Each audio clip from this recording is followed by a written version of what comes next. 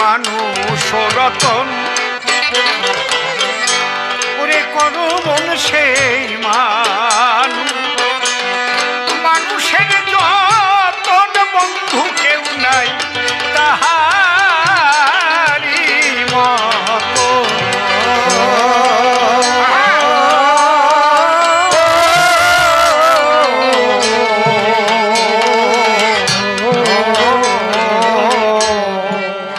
ভক্ত একটা প্রশ্ন করেছিলেন, শ্রদ্ধেয় দাদা নিশিকান্ত সরকার মশাই ওটা করেননি, যে হরি মন্দিরে কি ভাগবত পাঠ করা যাবে কিনা, কৃষ্ণ মন্দিরে হরি লীলামৃত পাঠ করা যাবে কিনা, এরকম একটা প্রশ্ন না নাকি? আমি ঘরে বসে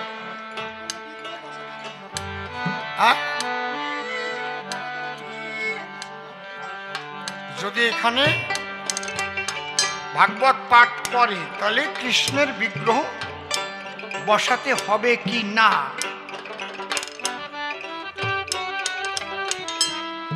এই জায়গায় কোনো গোসাই আসবে নাকি ভাগবত পাঠ করতে?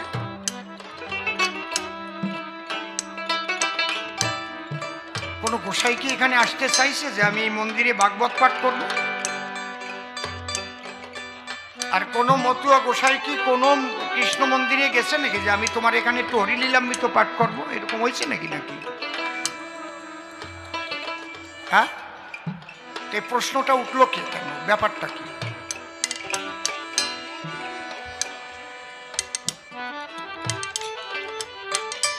শোনেন, আমি ব্যক্তিগতভাবে আপনাদের বলছি, আমি এই সমস্ত বাদ বিচারের ঊর্ধ্বে। এই জন্য আমার অনেক বেশি কথা শুনতে হয়। ফেসবুকে একদল লেখে অসীম সরকার আবার কিসের মতুয়া, তার মন্দিরে তো সব কিছু দেখি আমরা, সে ভবা পাগলার শিষ্য, এরকম আছে না? আছে কি না?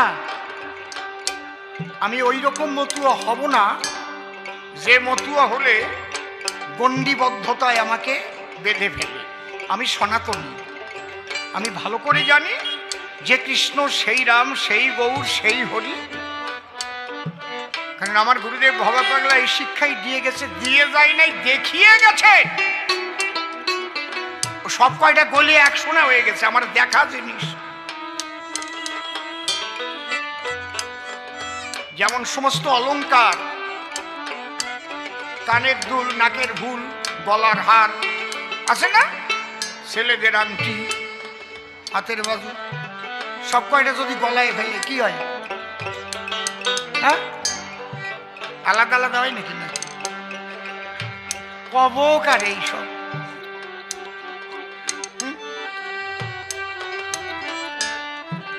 সব এক হয়ে যায় না? সব এক করে ঠাকুর ভবা পাগলা দেখাইছে আমার। সেই জ্যোতির্ময় জগৎ কি যে না দেখেছে, সেই গণ্ডিবদ্ধতা থেকে বাইরে আসতেই পারবে না। বুঝতে পারছেন কি বলছি? আমি প্রথমে দাঁড়িয়ে কি বললাম, আমার মন্দিরে কোনো মুসলমান যদি নামাজ পড়তে চায় আসো,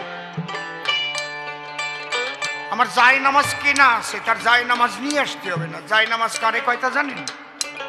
একটু লম্বা টাইপের সরু পাটি, যার উপরে মুসলমানরা নামাজ করে, কিন্তু তাকে আমি নামাজ করতে দেব, তার মসজিদে কিন্তু আমি ডঙ্কা নিয়ে হরিনাম করতে যাব, আমারে সেইটা দিতে হবে। কি খারাপ কথা কইছি নাকি? তোমার মসজিদে কিন্তু আমি ডঙ্কা নিয়ে যাব, নিশান নিয়ে যাব, হরিবল বলবো। তোমার যদি বাধা না থাকে, আমার বাধা তো নাই, তুমি আগে আমারটাই করো। কিরে, আমরা খোর করতাল নিয়ে যাব, হরে কৃষ্ণ গাব, তোমার বাধা নাই তো?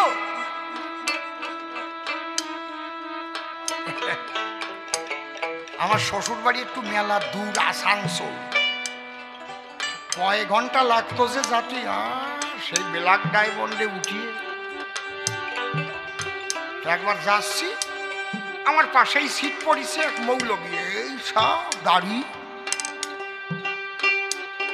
আর আল খেললা। ভাবলাম যাচ্ছি যখন একটু কসলা কসলি করতে করতেই যাই।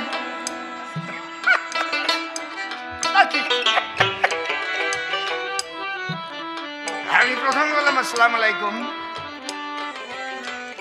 উনি বললেন ওয়ালাইকুম আসসালাম। ঠিক আছে, আমি বললাম খুব ভালো করে শোনো,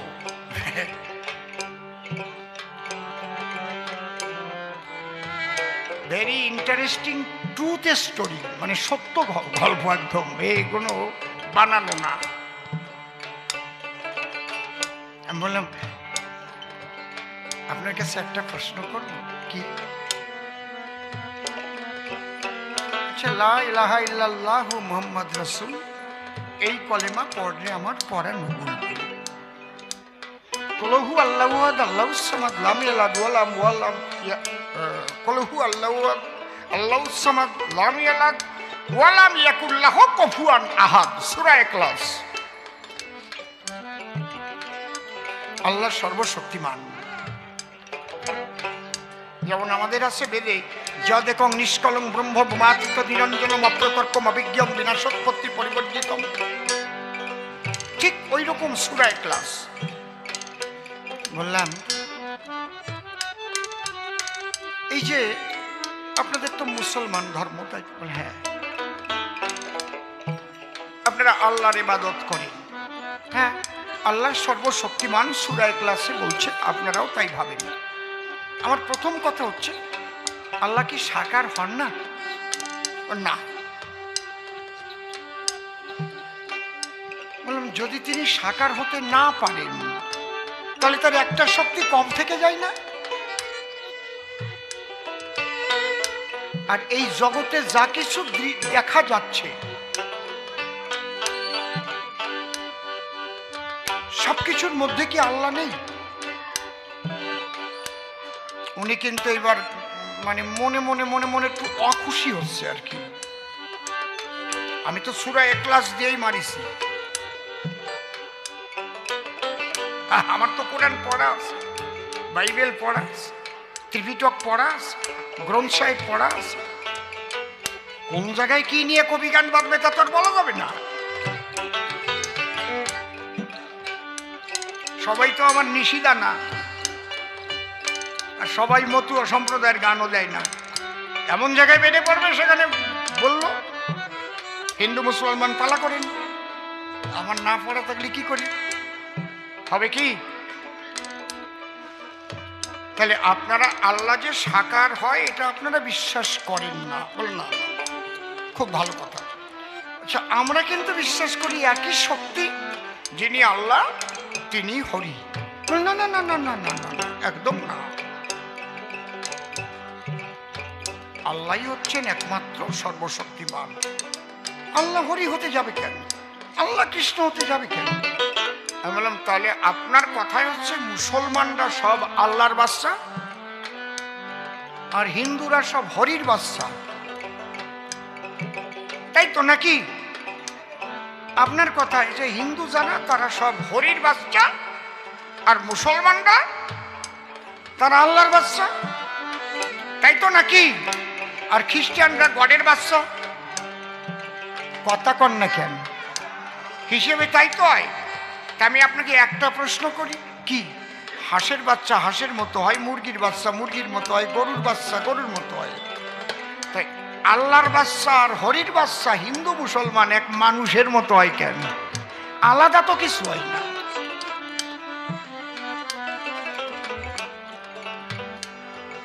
যে মুসলমানের বাচ্চা বলে যে একটু আলাদা কোনো চিহ্ন থাকবে, তাও তো থাকে না। পরে তো মুসলমানই করেন কাটিয়ে ফেলাই দিয়ে, ওটা তো কাটা অবস্থায় পড়ে না মায়ের পেটের দিয়ে, নাকি? হাসিয়ে পড়ে, মায়ের হাসিয়ে পড়ে খালি। তা আল্লাহ সব জায়গা কাটতে পারলো, এত ফুটো করতে পারলো, তো ওই জায়গা একটু আগাটা কাটিয়ে দিতে কি অসুবিধা ছিল? নাকি খারাপ কথা কইছিল? সে তো সর্বশক্তিমান। এর মানেই হচ্ছে এক, উনি এইরকম রাজা জাগিয়ে গেছে। ব্যান্ডেলেতে উঠছিলাম, ব্যান্ডেলের পরেই বর্ধমান যাইয়ে উনি যাওয়ার কথা ছিল, মেলা দূর নামিয়ে চলে গেছে। তারপরে কি আমি কি অযৌক্তিক বলেছি নাকি? তাহলে আল্লাহ হরি মন্দ নয় রে, দ্বন্দ্ব বাধায় প্রসারক। আমার একটা গান আছে, বলিতে কি পারে কেহ আল্লাহর হরিতে, কবে কোথা দেখিয়াছে মারামারি করিতে। কোনো খবর আছে যে আল্লাহ হরি দুইজন জম্বের বাদান বাদাইছে, এ ওর পাশায় কাঠি দেছে, ওর চোখে কোষা দেছে, আছে নাকি? নাকি মানুষ যে এত বলদ হয় কেন, এই চিন্তা করতে করতে আমি বুড়ো হয়ে গেলাম। মানুষ এত বলদ হয় কেন? মানুষ নাকি খুব বুদ্ধিমান। চোখের সামনে দেখা যাচ্ছে যে একরকম অবস্থায় জন্ম নিচ্ছে। মনসুর আলী বিবিরে যে হাসপাতালে ভর্তি করেন আর অসীম সরকারের বউরে ভর্তি করেন, দুইজনের যদি দুই ছেলে হয়, ছেলে দুটো এই জায়গায় নিয়ে আসেন, কোনটা মুসলমান কোনটা হিন্দু বোঝা যাবে? কথা কও যাবে? তাহলে হরির বাচ্চা আর আল্লাহর বাচ্চা পার্থক্য কি? অর্থাৎ আল্লাহ হরিতে পার্থক্য নাই বিধায় আমাদের মধ্যেও কোনো পার্থক্য নাই। বুঝতে পারছেন? হরিবল হরিবল হরিবল। এই জায়গাটা আমরা বুঝতে পারি না, আর বুঝতে দেয় না এক শ্রেণীর মানুষ, যারা ধর্মীয় ব্যবসায়ী। তারা এমন ভাবে মানুষের মগজ ধোলাই দেয়, বিশেষ করে ইসলাম ধর্মে মগজ ধোলাইটা হয়। হ্যাঁ, একদম সত্যি কথা বলছি, অন ক্যামেরায় বলছি। কারণ আমি আমার একটা ধর্মীয় আসরে কিভাবে আপনাদের মগজ ধোলাই দিচ্ছি কি না, সবাইকে একই শক্তি বলে মান্য করতে বলছি। কি বলছি বলুন? অযৌক্তিক অবৈজ্ঞানিক কথা, ওই সাতা মাতা ধর্ম কথা হয় না। বুঝতে পারছেন? ওরা কান্দি মানুষ রতন, পরম সেই মান, মানুষের যতন বন্ধু কেউ না তাহারি মতন।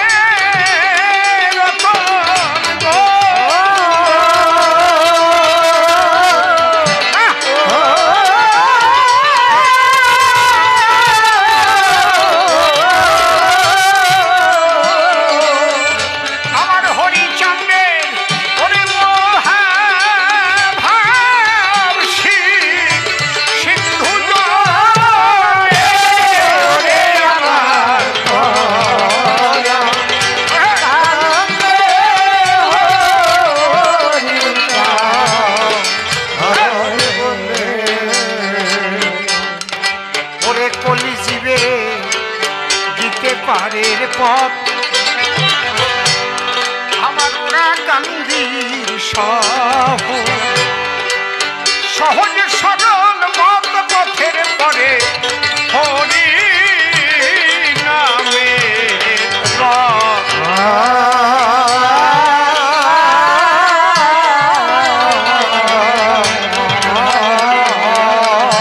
ওই রথে উঠল মৃত্যু,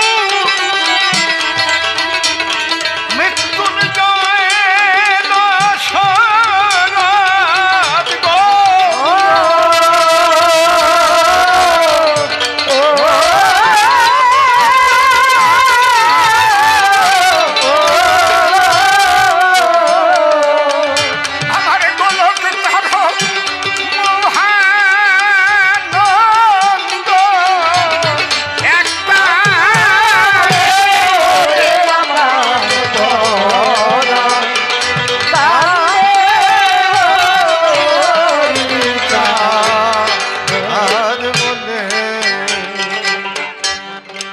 যে তাহারে দেখেছে একবার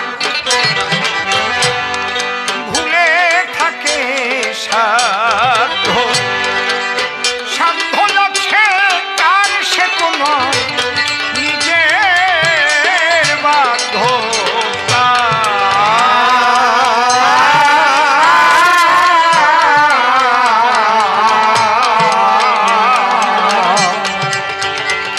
দিয়ে হরিচাঁদের উপর তার জীবনের ভার গো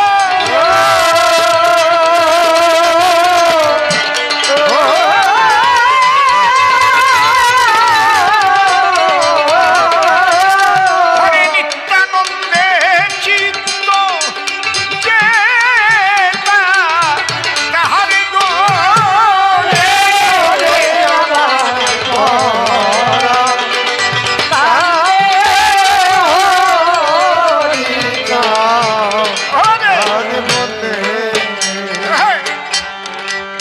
যেজন পারে তারে ডাকিতে সে কি পারে ঘরে ঘরে থাকিতে জল ঝরে তার যুগল আখিতে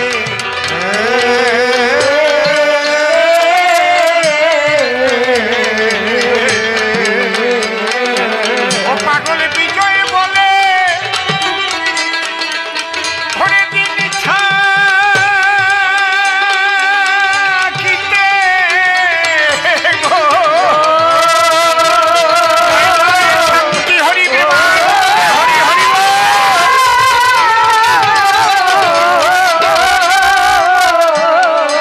ঘরে পাগল বিজয় বলে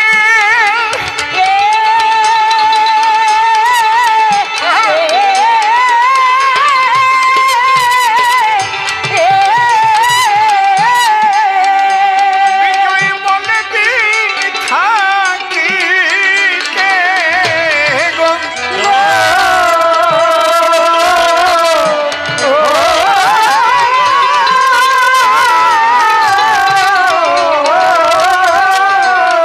সকালে সকালে চলো যাই সকলে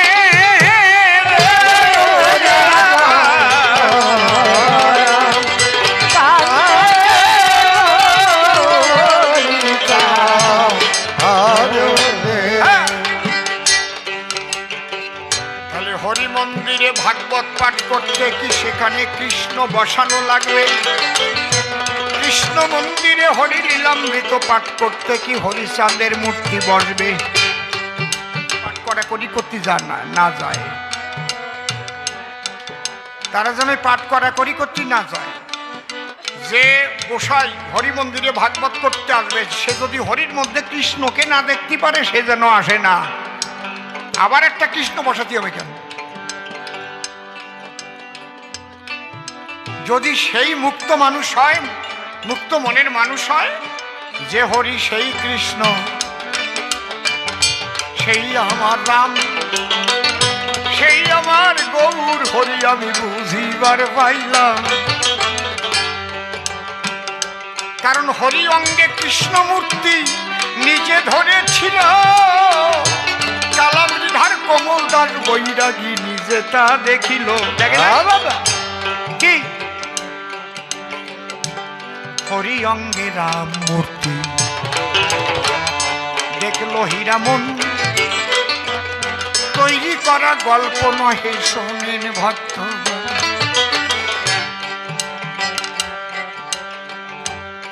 যদি কোনো গোসাইয়ের মধ্যে ওই রকম খুঁতখুঁতি থাকে সে ভাগবত নিয়ে যেন হরি মন্দিরে পাঠ করতে আসে না। আর যদি কোনো মতুয়া গোসাই হরিলীলামৃত পাঠ করতে দেয় কোনো কৃষ্ণ মন্দিরে, দেয় তো না, এখনো কৃষ্ণ ভক্তরা অত উদার হয়ে পারে নাই, যেটা হলো পরিষ্কার কথা বলতেছে। কারণ ওদের উদার হতে দিচ্ছে না এক শ্রেণীর গোসাইরা। খারাপ কথা কই নাই তো নাকি? মানুষ তো সব নিজেরাই, আপনাকে বাপ কাকারা আপনাদের বংশের লোক, একই তো হিন্দুদের মধ্যেই নাকি? গন্ডগোল বাধায় রাখছে ওই গোসাইয়া, নয়তো ওনাদের গোসাইগিরি টাইট মতো চলবে না। কারণ আমি এত উচিত কথা কই, আমি তো আর দীক্ষা গুরু দিয়ে দীক্ষা দিয়ে সংসার চালাই না। কথাটা বুঝতে পারছেন কি বলছি? আমি কারো প্রণামীও নেই না। আমার হার্ট, ব্রেন, লাংস, সর্বশরীর খাটাই, মানুষকে আনন্দ দেই, সুপথে যাবার সন্ধান, যা সাধুগুরু বৈষ্ণবের তত্ত্ব তাই বিলাই। মানুষ যে টাকা দেয় তাই দিয়ে এতগুলো লোকের সংসার চলে। দীক্ষা আমিও দেই না তা না, কিন্তু প্রণামী এক পয়সাও নেই না আমি কারো ধারে। মুক্ত জগতের চিন্তা চেতনা দিতে থাকি তারে।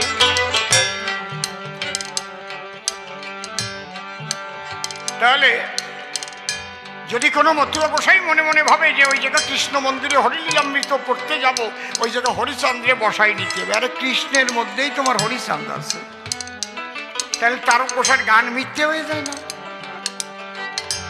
হয়েছি পাগল আর হব কি, পাগল হতে আর বাকি আছে। এতে কি আছে? হরি বলে বাহু তুলে ডাক ছেড়ে ও দিয়ে পাগল, নিমে নিতে শিবে গদা বাসর ঘরে করে রোল, জুটে যত জাত পাগল সবে বলে হরি বল, বাজায় খোল আর মাদল, ভাব পাগল আর প্রেম পাগল। আমি পাগল হলাম তাই শুনি ও সখী। যদি তুমি কৃষ্ণের মধ্যে হরি দেখতে না পারো, তাহলে গোসার গান গাই বেড়াও কেন? গুপি বাজাইয়া হিদুকে গৌর হরি বল কানাই লাভ দিয়ে দিয়ে, তাই না? ভেবে বল কানাই, তাই না? কি দুঃখে গৌর, শেষে তো হরিচান্দেই মিলানো আছে, আছে না? কথা কও না কেন? এই মতুয়াকে মধ্যে একদল আছে, মোটে কৃষ্ণ সহি দেখতে পারে না, আছে না? এই দেখো, দেখিছো? আমি কেউরি ছাড়িয়ে কথা কব না।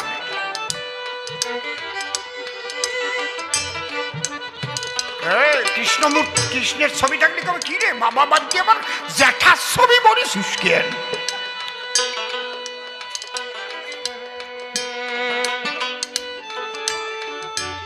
পাগল বিজয় সরকারকে গুরুচাঁদ ঠাকুর এত ভালোবাসত, একটা কমলা লেবু দিছিল, বিজয় এই কমলাটা খা, জগৎ জয় হবে। ওরা কান্দি প্রত্যেক বৎসর এক পালা করে ফিরি গান গাইত। ওরা বান্দা ছিল তারক গোসাই থেকে একদম। তারক গোসাই, তারপর তার শিষ্য মনোহর সরকার, তারপর তার শিষ্য পাগল বিজয় সরকার,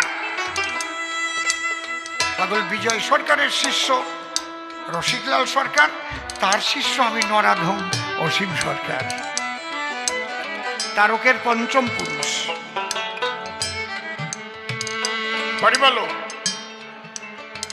এখনো যদি বাঁচতে চাও, ওই হরি কৃষ্ণ রাম আলাদা না ভাবিয়া এক বাবু মরিস ও সব কয়টা কয়ে গেলাম। কিন্তু আঘাত যখন আসবে সব কয়টা রে বাছাই করবে না ভাই, কে কার ভক্ত ওটা দেখার সময় নাই। মালায়ন সব খতম হবে, শেখো নাকি বাংলাদেশ দেখে, না শেখো ওইভাবে থাকো গিয়ে তোমরা লোকে।